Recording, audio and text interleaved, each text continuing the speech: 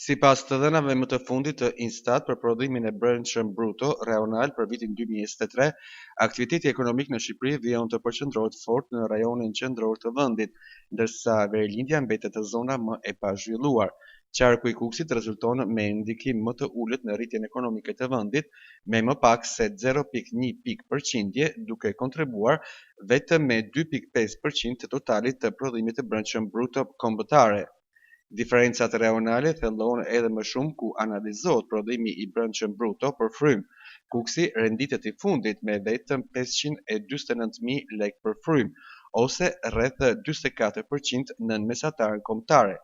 Në tërësi në rajonin statistikor Veri, që përfshin edhe qarkun Kukës, prodhimi i brendshëm bruto për frymë në vitin 2023 arriti në 819.000 lekë, rreth 16,8%, më pak se mesatarja e vendit.